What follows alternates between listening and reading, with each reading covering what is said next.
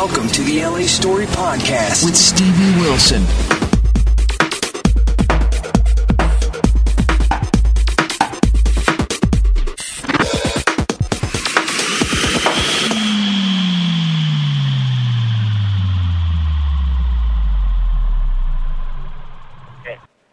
Hey people, this is Stevie for the LA Story. You know how much I like talking to musicians, and it's really interesting when you get to talk to somebody new and different. And for me, I'm not as familiar with Nat and Alex from the Naked Brothers show, Naked Brothers band that was on Nickelodeon.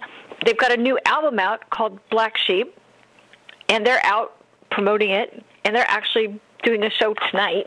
This is before Christmas. And it's just after Hanukkah started, so it's called I guess it's the Christmas show, correct? Yeah, the Christmas show. You know, we celebrate both. Yeah, so we're half and half mudbloods. Oh, that works. Yeah. So yeah, the show's the Christmas show. It goes to charity, and everybody. It's kind of like this limited thing, you know. So everybody already got their. Everybody got their invitation, and it's cool. It's like there's going to be ice cream and cookies, and like it's going to be a party, and we're just going to play, and I'm excited. The only reason we're playing is because of the cookies and the ice cream. It's a good reason to play, I'll tell you. It depends upon the ice cream, though. I suppose if it had a flavor you didn't like, you might not want to do that. We demand a certain type of ice cream. No matter, we don't play places unless vanilla Ben & Jerry's and no show. Yeah. Okay. And do you have a favorite flavor of ice cream that you particularly want? You know, we know that rock stars always put out they have to have, like certain color M&Ms or... I mean, it goes back and forth. I think each year has a new flavor of ice cream. You go through phases. I mean, we're teenagers, we change in our favorite flavors of ice cream. It goes between strawberry. One day it's strawberry, one day it's tofu ice cream. Tofu ice cream? Yeah, there actually is. Yeah, have you ever had that before, tofu ice cream? I actually had it. No, I haven't had tofu ice cream. It's in New York. Not horrible at all. Not bad. But does it come in, what does it taste like? It tastes like almost ice cream, you know what I mean? It's like almost there, but it's just not quite ice cream. You know that? Yeah, I know that feeling. So it's not really like ice cream. It's like, this could be good, but it's just not. I said, to me, if it's not really good chocolate, what good is it? So to me, it's like I'm very picky about my ice cream. What good is it? We don't really eat much chocolate, but we like a lot of... Yeah, we're not big chocolate fans. That's the one. Oh, okay. That's interesting. I know it's weird. No, it's not weird. It just is. You calling us weird? No. I said it's not weird. He's calling you weird. Oh, right. Alex is calling me weird. Yeah. Okay, so you guys did a show on Nickelodeon, and now you segued into going into music. Pretty much, this is your gig. Although you were in, Nat, you were in New Year's Eve?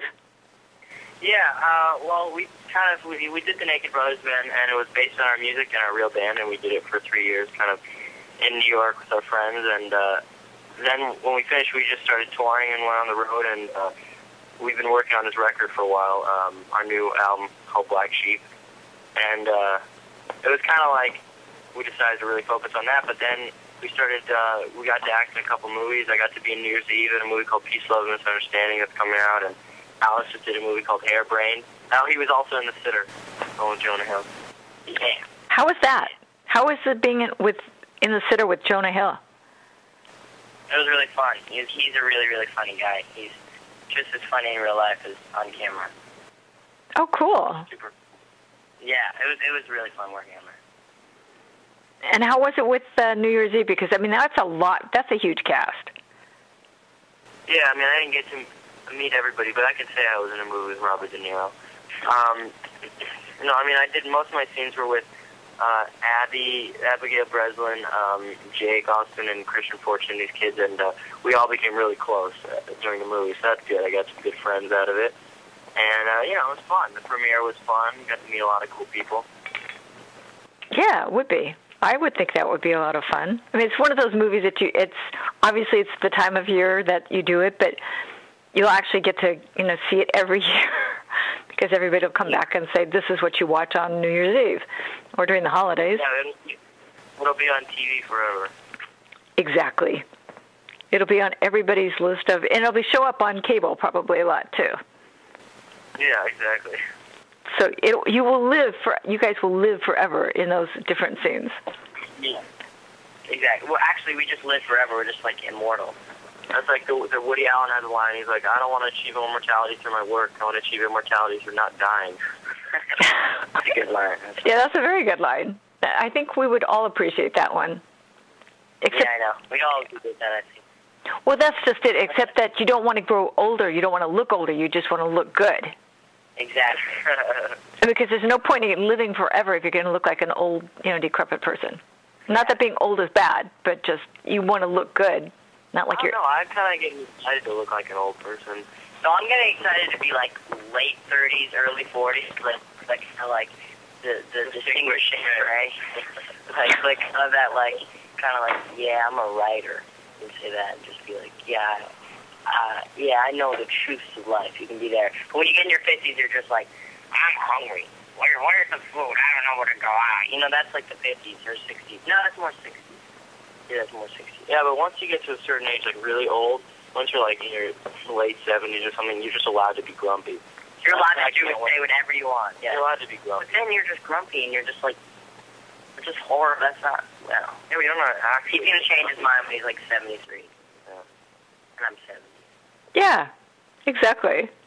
And the interesting part will be is that when you find out what that's like, and you'll sit there and go, wait a minute. And you'll go back and forth. And we'll miss these days. These days. So, okay, so you're playing all these dates, and are you going back out on tour to support Black Sheep? Yeah, I mean, we've been kind of touring to support it already. Now, for Christmas, obviously, we're doing these shows, and then for the actual Christmas and stuff, we're taking a break for Christmas. But then we're coming back in January, and we're playing some dates. And then I'm not really sure what's happening after that. Okay. Because you guys are pretty young. What about school? We go to real school. You go to real schools, okay. So everything revolves around getting out of there, correct? I mean, like... Yeah, we go to a school that's like kind of built around that. Like a lot of for kids who need to leave. Okay. It's like set up for if a kid needs to go do a job or something and needs to go on tour or something, they put you on this thing called guided study, and they send you your work and send you everything. It's really cool. I've done something like that. And for 5 weeks I was away, and they would email me and they'd tell me what my work was, and they always keep updated. I could just email them my homework, and it was really cool. Did you find it hard to study when you're on set and not around? A little bit. Well, what would happen is I'd work. It's harder to study when you're on the road than when you're on set, because like on the road you don't have anybody forcing you to do it. On set they have all these laws and regulations, and you do it. On the road you're just hanging and you just.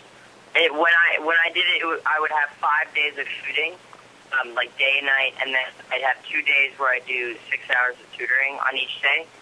So like there wasn't really like time to chill, but I mean it was fine. It was like 1 day work, and then that night you could just sleep. But it was good. I enjoyed it.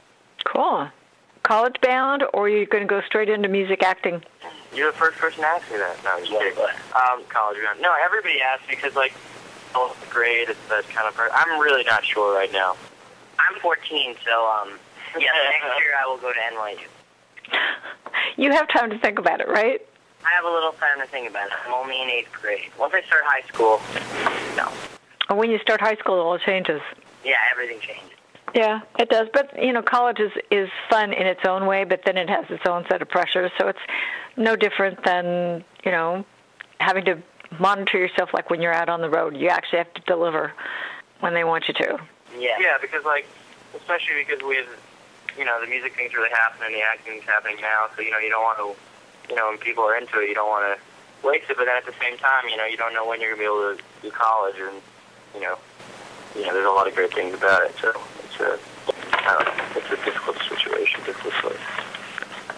Well, you could do it like Natalie Portman did, which is, or some of the other people who've gone to colleges, do projects when they have off time, or take a semester off and do a project, and then come back and re-enroll and step up and do the next semester of classes.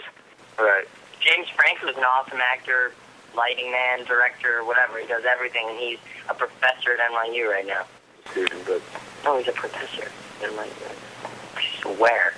Read about it. Yeah, that'd be cool. That'd be very cool.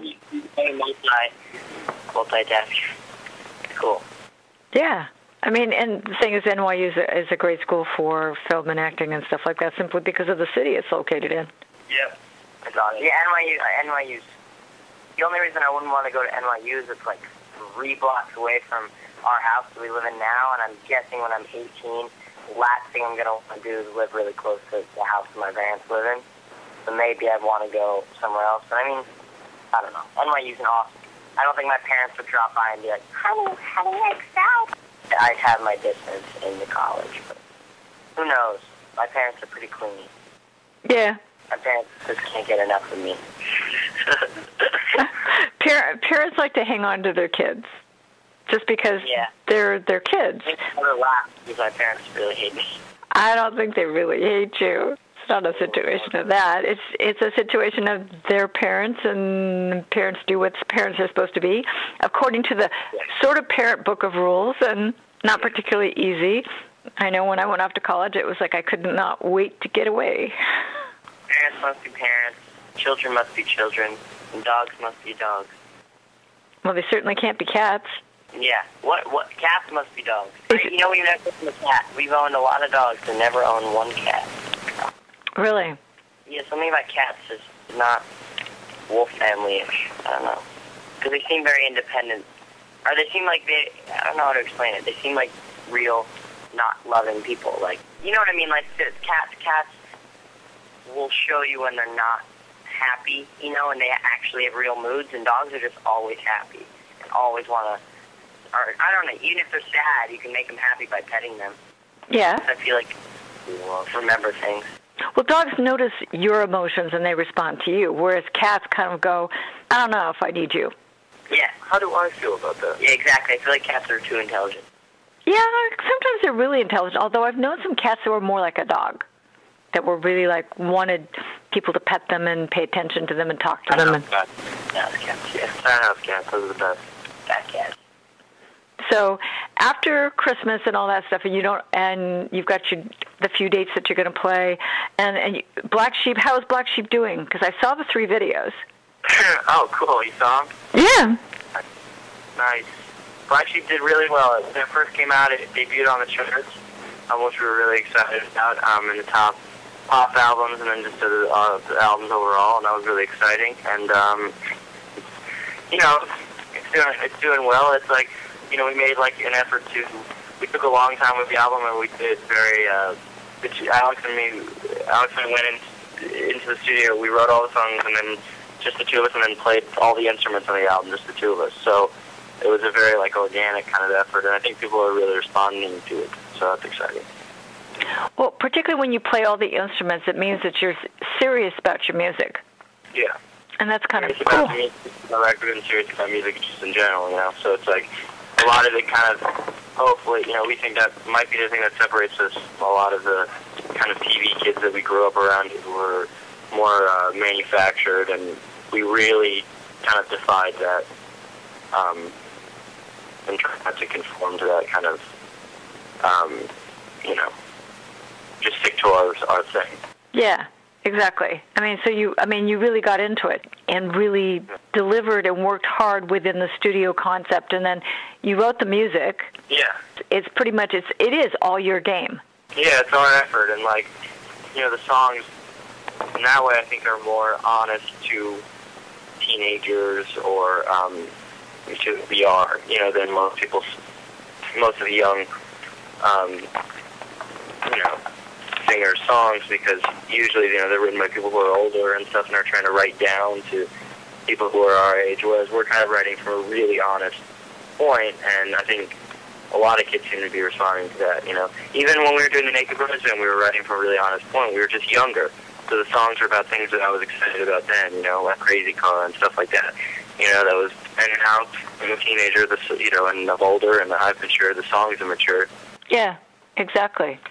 Do you guys have a particular favorite song out of the whole thing or not? I mean, some people find that when they're doing the album, they can't because it's like trying to choose from their favorite children because it's something that they did. Yeah, it's hard to narrow down to one. I'd have a way easier time choosing between children. I guess we can choose, like, it's hard to choose one as a whole. You can choose one of, like, I can choose my favorite of Nat's or I can choose my favorite of mine, but it's weird. Like, I can't choose my favorite. You know what I mean? It's hard. But my favorite of Nat's is Illuminated. My favorite of mine is called Losing Into the Crowd. My favorite of Alex is probably Thump Thump Thump. My favorite of mine is probably I Won't Love You Any Less. My favorite of Alex is probably Lullaby. My favorite of mine is probably... Let's just list the whole album as my favorite. My favorite of mine is probably... Yeah, maybe... No, I can't pick. Yeah, it's too hard. Because there's good parts of everything that you want, and you want to have them all. Spending 3 years on Nickelodeon, you know, you kind of want to move on to something a little more challenging. Yeah, exactly. I mean, not that it's not challenging on TV, but just challenging in a different way. I did a little TV. I was on a show called In Treatment for a little bit, so I did do a little TV over. Yeah, like HP did an HBO show. I did an HBO show. I mean, it was not like wasn't like a main role. It was like a. Wasn't that the one with? Gabriel Byrne. Yeah. I watched that. Loved it. Awesome. Yeah. I was in like 8 or 9 episodes. So that was fun. It was like 8 or 9 episodes. There were like 12 that season or 13 that season. So it was good. It was like exactly kind of what I was looking for. And I'd love to do something like that again, kind of like a small, fun little thing to do. Yeah, recurring role. Exactly. It's enough to give you some interest and challenge, but not take over your whole life. Oh, totally. Yeah. It was something I could do. Like, I'd come in at 2 and then work till, like, 5 or 6. It was just fun. It was fun. Like, I did it for, like, you know, in and out for about a month. I loved that series. It's too bad it's not still on. Great. Super cool show. Yeah. And I loved the presentation just because it was just like a real therapy session would be. Yeah, it was. It was really, really... He was so good at being that there. It was interesting. The whole concept was interesting. It's one of those concept shows that you sit there and just kind of go, you either loved it or you didn't get it. And yeah. I always saw it and I thought, oh my God, it's like being in session. Yeah. Scary. Very, because it makes people think about things, hopefully. Where can people find you guys online? Obviously, you're on Facebook and you've got your own website, but if they want to buy Black Sheep, where can they go get it? Black Sheep's on iTunes and Amazon. It's in stores. Get it on Facebook. You can get it on Facebook website. If you look up Nat Alex Wolff too, there's a Nat Alex store, and you can just it's the first thing that comes up. And yeah, that you can buy it there. Or you could buy it from those kind of creepy guys on the street who try to sell you CDs. Yeah, we gave them some of our CDs, so you might find them with one. Yeah. You mean they're not bootleg copies? I'm just kidding. The only thing we weren't kidding is that. Yeah. Yeah. The other stuff, but the creepy guys don't really sell it, so don't go to them for it. Yeah. No, you don't want to do that, because it's not going to be the real thing anyways. We would like to thank Nat and Alex for their time today. You need to check out their new CD, Black Sheep, because it's really something different, and it would be really an interesting take on music when you see who they are and what they're saying, which is really... Thank you so much for talking to us. Oh, not a problem. I thought it was really interesting, and I don't usually get to interview somebody who's been on Nickelodeon, so for me it was definitely a different kind of take. And well, the whole point of it is that when people come talk to me, I just let them be who they are, and you can talk about what you want pretty much. And when people drop F-bombs in, that's when I have to go in and do some serious editing. When I screw up, I have to do some serious editing. But other than that, it's pretty much everything. We didn't drop any F-bombs, did we? Nope. People, you need to check out Black Sheep. You need to check out natandalex.com and go see their website. Follow them on Twitter, which is Nat and Alex, which is pretty easy, so that you can communicate with them that way. Go visit them and like them on Facebook. Follow what's going on with them. Go into New Year's Eve and go watch The Sitter and see if you can spot Alex and Nat in those shows. And they're in separately, so you get to go see 2 shows to find one of the brothers, which would be pretty interesting. That way you guys, that way you get to go see the 2 movies and try and find one person in it that you've actually heard on podcast. So Nat, Alex, thank you so much for your time today. We really appreciate it. Good. Okay, people, this is Stevie for the LA Story saying see you soon. Bye. Thanks for joining Stevie Wilson on LA Story. Feel free to check out other podcasts and videos. Bookmark it now. www.la-story.com.